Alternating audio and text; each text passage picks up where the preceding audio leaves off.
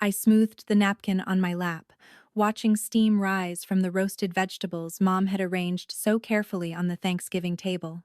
The dining room felt smaller than I remembered, or maybe it was just the weight of the conversation pressing in from all sides. Victoria's been absolutely killing it at the firm, Dad announced, gesturing with his wine glass toward my older sister. Managing partner told her she's on track to make junior partner by next year. 29 years old and already handling major corporate clients. Victoria smiled, that practiced professional smile she'd perfected somewhere between law school and her corner office downtown. It's really just about building relationships, understanding what clients need. And Marcus has been such a support, Mom added, beaming at Victoria's fiancé across the table. Working in corporate law, at the same firm, they make quite the power couple. Marcus straightened in his chair, clearly enjoying the attention. Well, I've been focusing on contract negotiations lately. High-stakes stuff. Last week, I closed a deal worth $8 million for a manufacturing client. The partners were impressed. $8 million, Uncle Robert whistled low. Now that's real responsibility. Must be incredible pressure. You learn to handle it, Marcus said, and I caught the subtle flex in his voice. Corporate law isn't for everyone. You need a certain mindset, ability to think strategically about risk and liability. I cut into my turkey, keeping my focus on my plate. The meat was perfectly tender. Rachel, Mom's voice pulled me back. How's the hospital treating you? Still working those long hours? It's busy, I said. She's always busy, Dad said, but there was something dismissive in his tone. Still doing your residency thing? I finished residency 4 years ago. Right. He waved his hand vaguely. But you're still in that phase, aren't you? Before you settle into something more stable? Victoria leaned forward, her expression what she probably thought was sympathetic. Have you thought about moving into hospital administration? That's where the real career growth is. Less physical stress too. You're 32 now, Rach. Your body won't tolerate those overnight shifts forever. Administration does require a different skill set, Marcus added, cutting his turkey with precise movements. More strategic thinking, less hands-on work. I actually know some people in healthcare law if you want connections. Could help you transition. The words hung there, and I felt that familiar tightness in my chest. Not anger exactly, something quieter, something I'd learned to carry without letting it show. That's really thoughtful, I said, and meant it, mostly. But I'm good where I am. Are you, though? Mom's question landed soft but pointed. You look exhausted every time we see you. And you're not getting any younger. When was the last time you took a real vacation? Went on a date? Mom, I'm just saying, there's more to life than work. Victoria manages to balance her career and personal life. Look how happy she is. Victoria reached over to squeeze Marcus's hand, and he smiled at her with genuine warmth. They were happy. I was glad for that, truly. Maybe if you had a position with more regular hours, Dad suggested. Something where you could actually plan your life, make long-term commitments, meet someone. Uncle Robert cleared his throat. Not trying to pile on here, Rachel, but your dad has a point. My buddy's daughter is a nurse administrator at Mount Sinai. Works 9 to 5, weekends off, great benefits. She's got 2 kids now, just bought a house in the suburbs.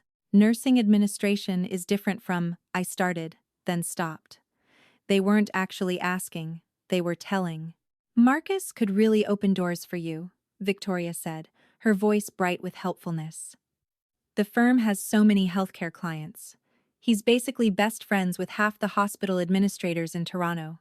It's true, Marcus confirmed. I just had lunch with David Chen. He's the CFO at Toronto General. We were discussing their liability exposure on a new wing they're building. The guy practically runs the place. Very impressive operation. I could introduce you, Rachel. Someone like that could definitely help you pivot your career. I took a sip of water. The ice had melted, making it taste flat. That's kind, I said. I'll keep it in mind. You should do more than keep it in mind, Dad pressed. You should actually take action. You're spinning your wheels doing the same thing year after year. Where's the progression? Where's the growth? The turkey suddenly felt dry in my mouth. I chewed slowly, buying time, wondering if I should just say it, tell them. But the moment passed, and dessert arrived, and the conversation shifted to Victoria's wedding plans, and I let it go. After dinner, I helped Mom with dishes while everyone else settled in the living room. Through the doorway, I could hear Marcus explaining something about tort reform to Uncle Robert. My father's laugh boomed at all the right moments. He's sharp, that one, Mom said, scrubbing a serving platter. Victoria really lucked out. A man who's ambitious and kind, that's rare. He seems nice, I agreed. You know, he mentioned his firm is hiring. Maybe not as a lawyer, obviously, but administrative positions. Legal assistants can make decent money. I closed my eyes briefly. Mom, I have a job. I know, sweetie. But do you have a career?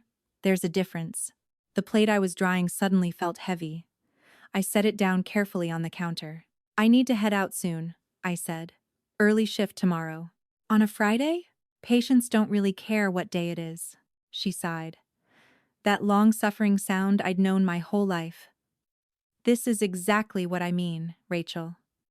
This job controls your entire life. When was the last time you could just relax, just be young? I kissed her cheek. I love you, Mom. Dinner was amazing. In my car, I sat for a moment before starting the engine. My phone buzzed. A text from the hospital's night supervisor. Trauma case coming in. Could use extra hands if you're around. I wasn't on call. I could ignore it. But I typed back anyway. Be there in 20. Because here's what they didn't understand. Couldn't understand without me explaining it in ways I'd never found the courage to. I wasn't spinning my wheels. I wasn't stuck in some holding pattern waiting for my real life to begin. This was my life. Every emergency surgery at 3 a.m. Every critical decision made in seconds. Every patient who walked out of my OR alive, this was exactly where I wanted to be.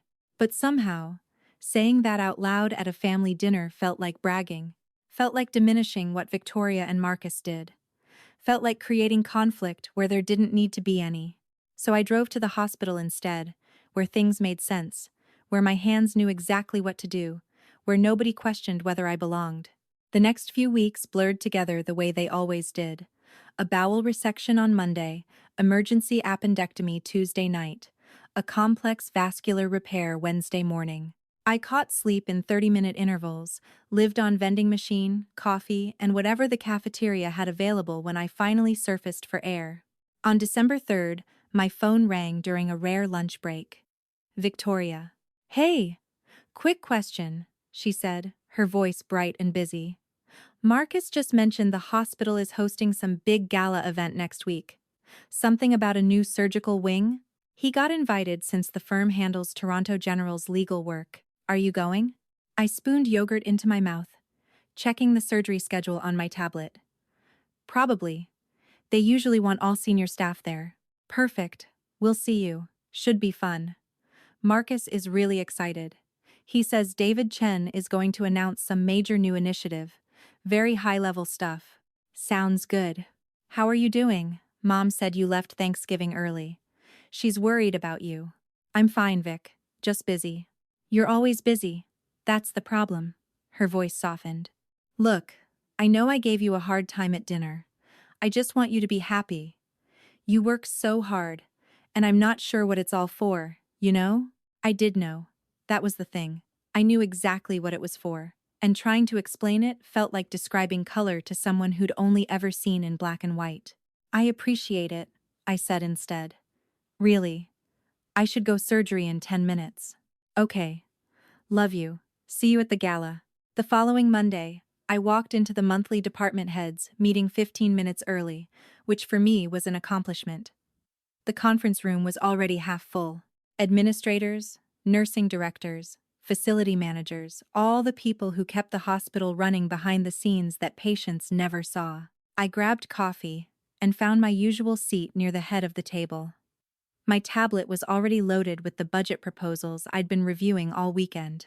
The numbers told stories if you knew how to read them. This department requesting new equipment, that one trying to justify increased staffing, everyone fighting for limited resources. David Chen, our CFO, arrived with his usual entourage of assistants. Professional, competent, generally reasonable when you could get past the corporate speak. We'd worked together for 3 years now, had a solid mutual respect. "Morning, Dr. Morrison," he said, nodding as he passed. "Ready to make some people unhappy today?" "It's my favorite part of the job," I replied dryly. He laughed. "That's why you're good at it."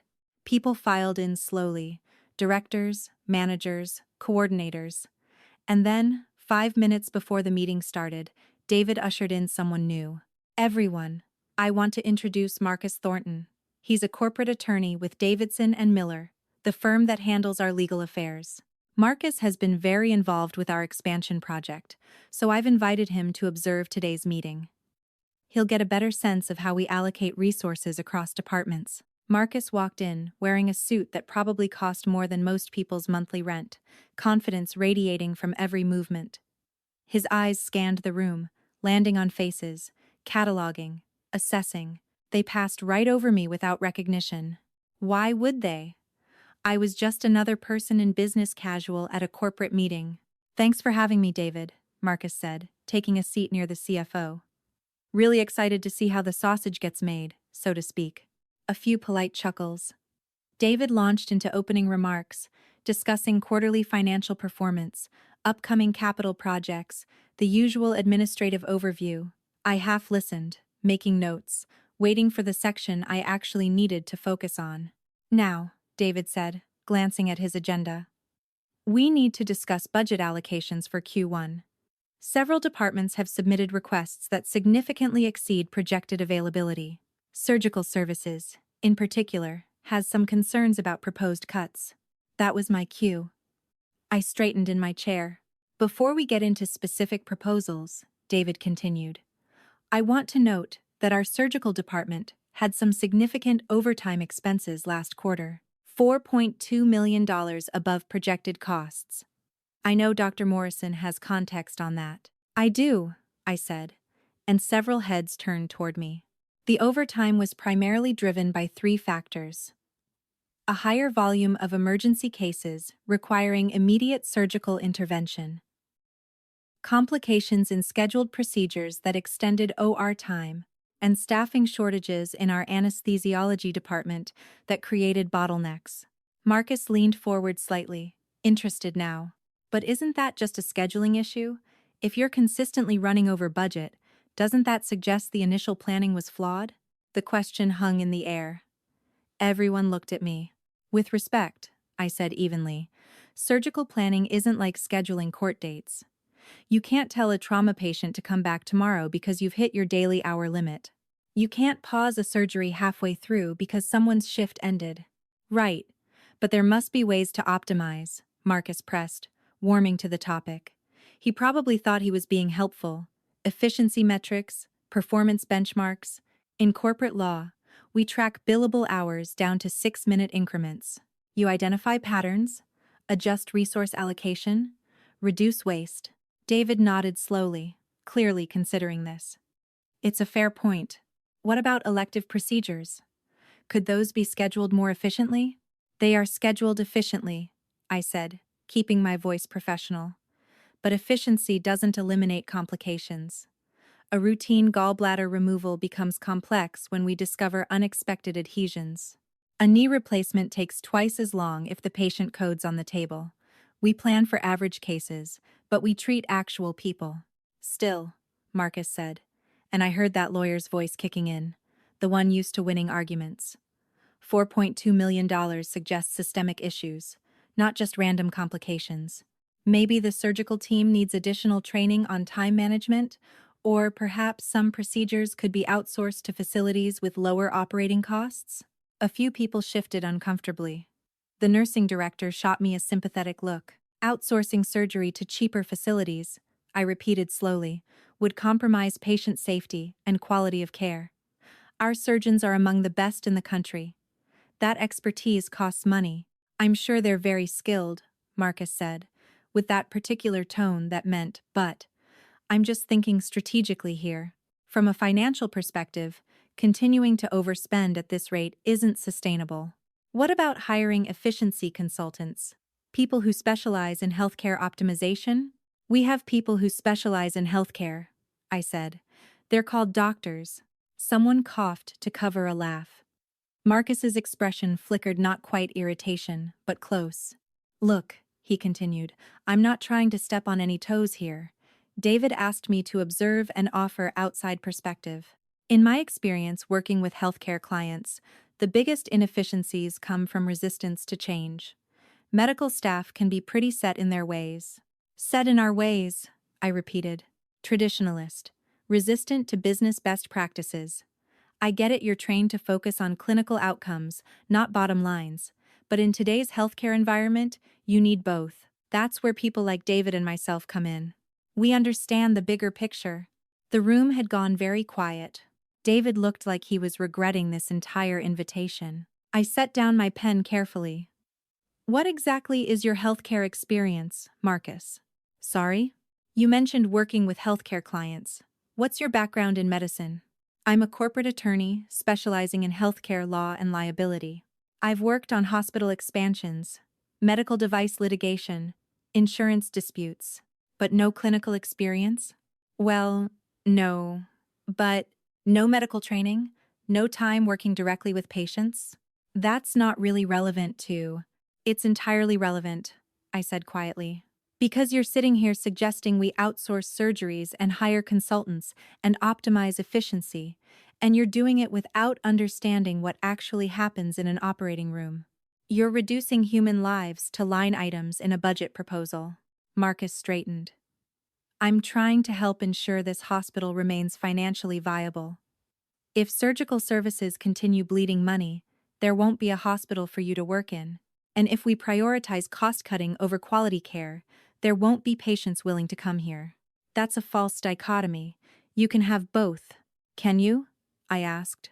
Because last month, we had a patient 47-year-old woman, routine hernia repair. Except, when we opened her up, we found cancer. Unexpected, aggressive, requiring immediate intervention. The surgery took 6 hours instead of 90 minutes. We used additional supplies, called in specialists, extended OR time. Should I have stopped at the 90-minute mark because that's what was scheduled? Should I have sewn her back up and told her to come back when the budget reset? The room was silent. She went home 2 weeks ago, I continued, cancer-free. Her kids threw her a party. The surgery cost approximately $18,000 more than budgeted. What's the dollar value of her life, Marcus? How does that factor into your efficiency metrics? Marcus opened his mouth, closed it. His face had gone slightly red. David cleared his throat. I think what Dr. Morrison is saying. I know what she's saying, Marcus interrupted. And I respect the passion. But passion doesn't pay the bills. Someone has to make the hard decisions about resource allocation. That's just reality. Hard decisions, I repeated. Is that what you call it when you've never been the one to deliver bad news to a family? When you've never held someone's hand while they died because we didn't have enough ICU beds? Those are hard decisions, Marcus. You're making spreadsheet decisions. His jaw tightened. With all due respect, you don't know anything about me or what decisions I've had to make. You're right, I said. I don't. Just like you don't know anything about medicine beyond what you've read in contracts. So maybe before you suggest how we should run surgical services, you should spend a week shadowing in the OR.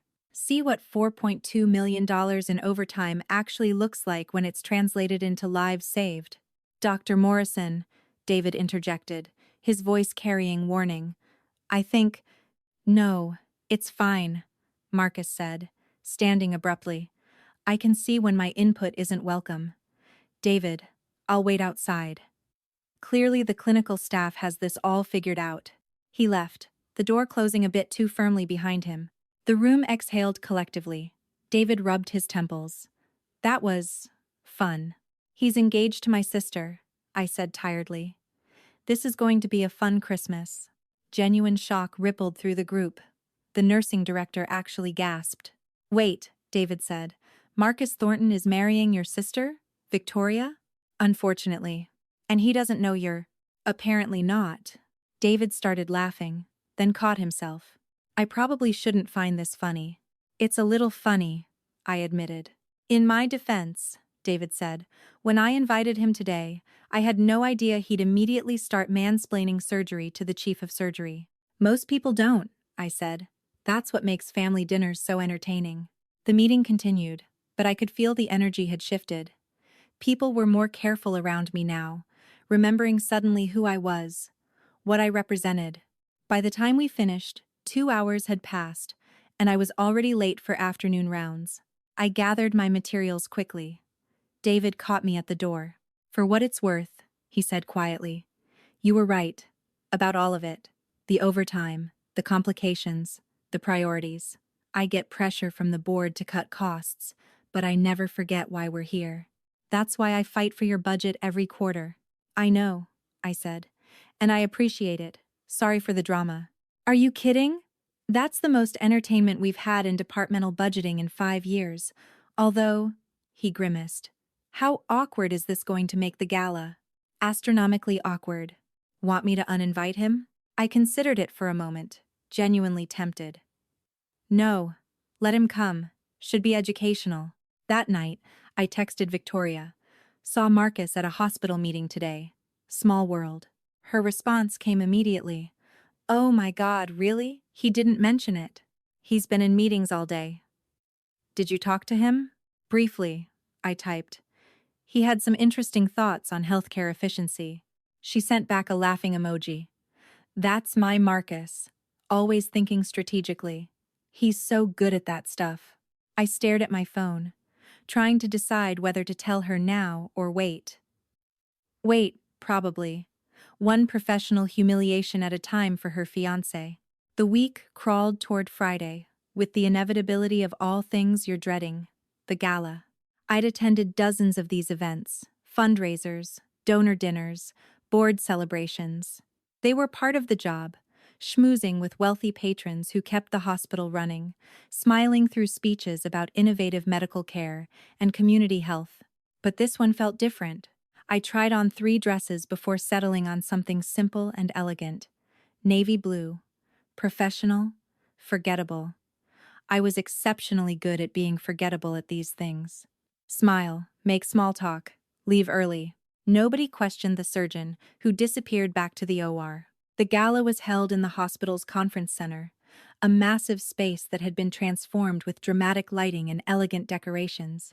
The theme was Building Tomorrow's Healthcare Today, which sounded like it had been generated by an algorithm-fed corporate buzzwords. I arrived fashionably late, hoping to avoid extended mingling time. The room was already packed with donors, board members, department heads, and various people in expensive formal wear who liked associating themselves with important causes. I spotted Victoria and Marcus immediately. They were impossible to miss. Victoria, in a stunning red dress, Marcus looking like he'd stepped out of a luxury watch advertisement. They were surrounded by people, Victoria's hand on Marcus's arm, both of them laughing at something someone said. They looked happy, successful, like they belonged in spaces like this. I grabbed sparkling water from a passing server and positioned myself near a pillar, optimizing for minimum visibility. Dr. Morrison, glad you could make it. David appeared at my elbow, looking amused. Hiding? Strategic positioning. Your sister and her fiancé are here. I'm aware. Have you talked to them yet? I'm employing a sophisticated avoidance strategy. He laughed. Well, it's about to get harder. Speeches start in 5 minutes, and you're up second. My stomach dropped. What? Did you not read the agenda I sent? You're presenting on the new surgical wing. 5 minutes. Talk about innovations in patient care. Make the donors feel good about writing checks. David. You'll be great. You always are. Besides, his eyes twinkled mischievously, I have a feeling this particular audience needs to hear from you. He disappeared before I could protest further, leaving me standing there with my water and a growing sense of inevitability. The lights dimmed. A bell chimed softly. People began drifting toward their seats, conversations dropping to murmurs. I found myself moving toward the front, muscle memory, from countless similar events guiding me to the section reserved for speakers and board members. I could see Victoria and Marcus taking seats in the middle section, prime location. Marcus was still talking to the couple next to them, his hands moving expressively, probably explaining something. Victoria looked radiant, proud, completely in her element. David took the stage, his voice amplified through the sound system. Good evening, everyone. Thank you so much for being here tonight as we celebrate Toronto General's continued commitment to excellence in patient care. The speech washed over me. Standard opening remarks, thanking donors, acknowledging board members, celebrating achievements. I'd heard variations of this speech dozens of times. Tonight, David continued, we're excited to share our vision for the future. The new surgical wing represents a $20 million investment in state-of-the-art operating rooms, advanced recovery facilities, and expanded capacity for life-saving procedures. But technology is only part of the equation. The real investment is in people, in the exceptional medical professionals who make this hospital a center of excellence. He paused, scanning the crowd. I'd like to introduce someone who embodies that excellence. Dr. Rachel Morrison joined Toronto General 8 years ago after completing her surgical residency at Johns Hopkins. In that time, she's performed over 2,000 successful surgeries, led the implementation of our trauma response protocols, and mentored dozens of residents. Last year, she was appointed Chief of Surgery, making her the youngest person to hold that position in our hospital's history. Please welcome Dr. Rachel Morrison. Applause filled the room as I stood and made my way to the stage. I could feel eyes on me, the weight of attention I normally avoided. My heels clicked against the floor, each step bringing me closer to the microphone, to visibility, to the moment when everything changed. I reached the podium and allowed myself one quick glance at the audience, found Victoria's face in the crowd, watched her expression shift from polite attention to confusion to shocked recognition. Saw Marcus beside her, his face draining of color, his jaw actually dropping open in a way that would have been comical under different circumstances. I smiled slightly and turned to address the room. Thank you, David, and thank you all for being here tonight. I know these events can feel like obligations, dress up, listen to speeches, write a check, but I want to take a moment to tell you what your support actually means in concrete terms. I clicked to the first slide of my presentation. A photograph of OR4, mid-surgery, hands working with precise intensity over an open abdomen. This is what $20 million looks like when you break it down. It's 43 additional operating rooms available annually. It's 200 emergency surgeries that don't have to be delayed or transferred to other facilities. It's 6,000 patients who receive care in our new recovery suites instead of overcrowded wards. It's the difference between capacity and crisis. I advanced to the next slide. But let me tell you about one specific patient, because numbers don't always capture the reality. 3 months ago, a 17-year-old named Amelia Chen came into our ER after a car accident. Massive internal bleeding, damaged spleen, compound fractures in both legs. She needed immediate surgery, but our ORs were full, every single one. We had patients in 4 rooms who couldn't be moved, complex procedures that were running longer than expected because, as it turns out, the human body doesn't always follow the schedule. The room was completely silent now. I could see people leaning forward, engaged. In our current facility, Amelia would have been transferred to another hospital. We would have lost precious minutes, maybe 30, maybe 40, arranging transport, updating the receiving facility, moving her safely. And statistically, given her injuries, those minutes would have likely killed her. I paused. Let that sink in. But we just opened one of our prototype ORs in the new wing. Smaller, more efficient, designed specifically for emergency cases. We got Amelia into surgery within 8 minutes of her arrival. We stopped the bleeding, repaired the damage, stabilized her. She spent 3 weeks in recovery and went home in time to start her senior year of high school. Last week, she got her acceptance letter to university. She wants to be a doctor. Genuine smiles spread through the crowd. A few people were blinking suspiciously quickly. That's what this expansion means. It means kids like Amelia get to grow up. It means families don't have to hear, "We did everything we could," when actually, We could have done more if we had the space, the equipment, the resources. Your donations don't just build rooms. They buy time. They buy chances. They buy futures. I clicked to another slide showing the proposed layout of the new wing. I'm not going to pretend this work is cheap. Modern surgical care costs money, sometimes money that makes financial advisors nervous. We run over budget. We use more supplies than projected. We pay overtime when procedures take longer than scheduled. And I can promise you, that will continue, because excellent medical care isn't about operating efficiently within predetermined constraints. It's about doing whatever it takes to save lives, regardless of whether it fits neatly into a spreadsheet. My eyes found Marcus in the crowd. He looked like he wanted to sink through his chair and disappear under the floor. But here's what I can also promise. Every dollar invested in this surgical wing will be used with the same precision and care we bring to the operating room. We're not wasteful. We're thorough. There's a difference. When a surgery takes 6 hours instead of 2, it's not because we're inefficient. It's because we discovered complications that required immediate attention, and we made the choice to fix them right then, while we could, instead of sending the patient home with a time bomb ticking inside them. The applause started before I finished, building as I wrapped up. So thank you. Thank you for understanding that healthcare isn't a business where profit margins matter more than outcomes. Thank you for investing in excellence, even when excellence is expensive.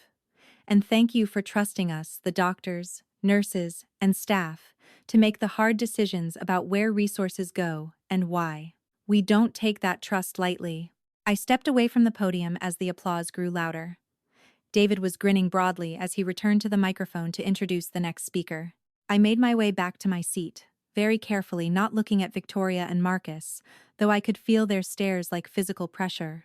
The rest of the speeches passed in a blur. Some board member talking about financial sustainability, a donor discussing philanthropic legacy. I barely heard any of it. My heart was racing, adrenaline flooding my system the way it did after a particularly complex surgery. When the formal program ended, people began standing, conversation levels rising as servers circulated with hors d'oeuvres and champagne. I was immediately surrounded by well-wishers, board members wanting to thank me, donors asking questions about the surgical wing, colleagues offering congratulations. Through the crowd, I saw Victoria pushing toward me, Marcus trailing behind, looking like he was walking to his own execution. Rachel. Victoria reached me first, her expression cycling through shock, confusion, pride, and something that might have been reproach. "You're why didn't you? I had no idea you were." "Chief of surgery?" I supplied. "It came up at Thanksgiving dinner, actually, several times. But you said you were. You just said you worked at the hospital. You never mentioned." "I said I was busy. That I'd finished residency 4 years ago. That I had early shifts." I kept my voice gentle. "You assumed what you assumed."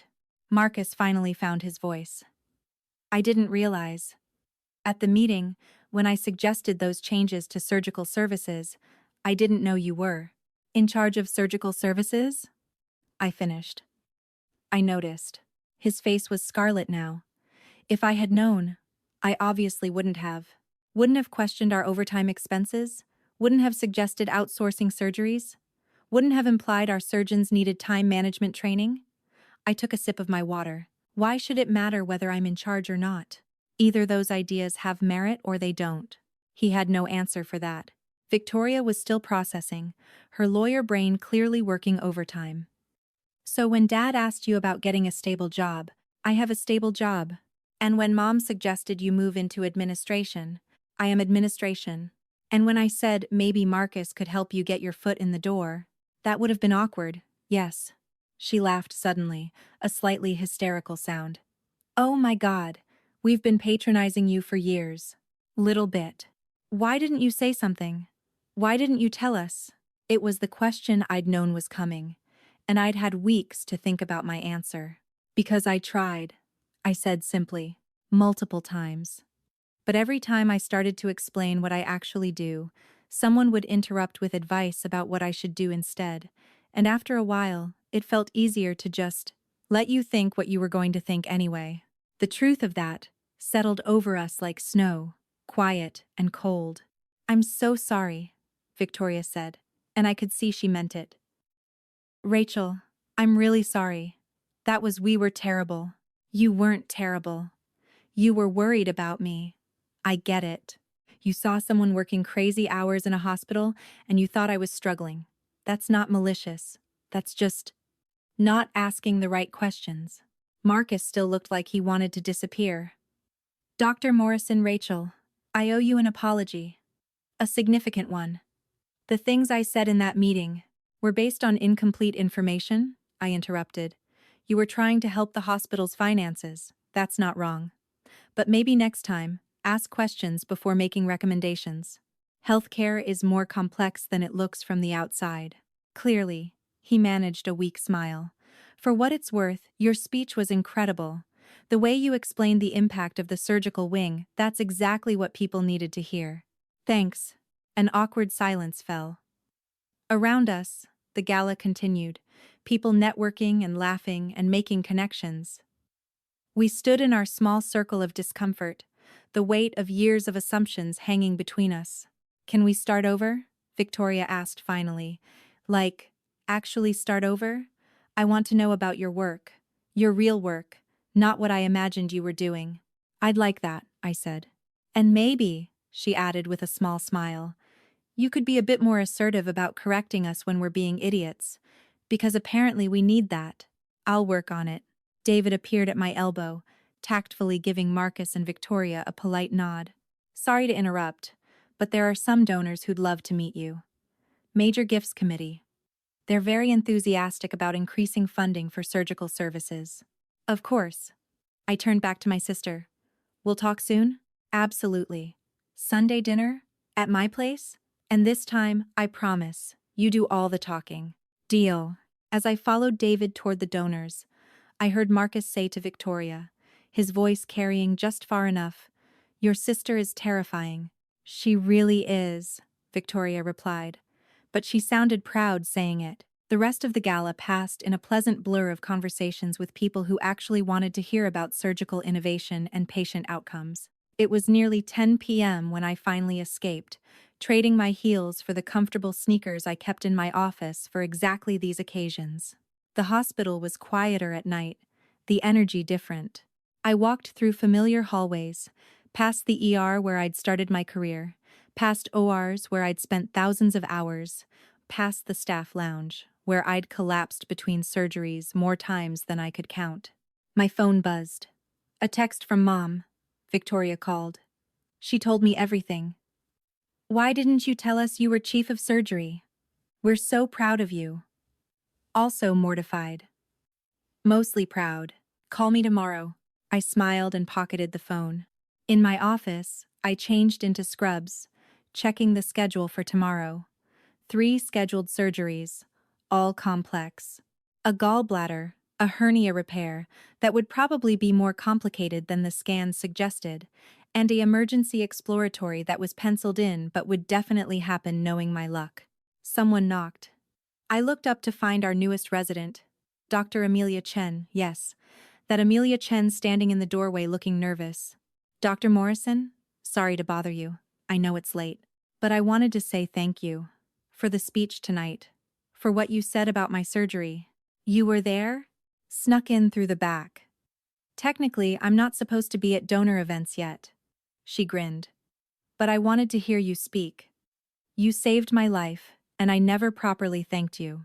You thanked me by surviving, by going to university, by becoming a doctor. That's the best thanks I could ask for. I want to be a surgeon, she said. Like you. Is that okay?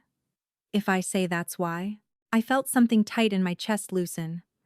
That's more than okay. That's perfect. After she left, I sat in my office for a while longer, thinking about the strange path that had led me here. All those family dinners spent staying quiet, all those moments of being underestimated, all those assumptions that I'd let slide rather than correct. Maybe I should have spoken up sooner. Maybe I should have insisted on being heard. But there was something to be said for letting your work speak louder than your words, for building something real instead of just talking about it. And maybe there was a lesson in what happened tonight, not just for my family, but for everyone who makes assumptions about people based on incomplete information. Who sees someone working hard and assumes they're struggling? Who mistakes quiet competence for lack of ambition? The world is full of people doing extraordinary things without announcing it, full of people who are exactly where they want to be, even if it doesn't look like success from the outside. Full of people who have already arrived at their destination, while others are still offering directions. Sometimes the most powerful thing you can do is simply keep going, keep working, keep saving lives, and trust that eventually, when the moment is right, the truth will reveal itself. And when it does, it will be worth the wait. I shut down my computer, turned off the lights, and headed home to get a few hours of sleep before tomorrow's surgeries. My family finally understood what I did. My future brother-in-law would probably never question a surgical budget again. And somewhere in this hospital, a 17-year-old was beginning her journey to become the kind of doctor she wanted to see in the world. It had been a good night. And tomorrow, there would be more patients, more surgeries, more lives to save, more quiet moments of doing the work that mattered, whether anyone was watching or not. That was enough. That had always been enough. That was the whole point.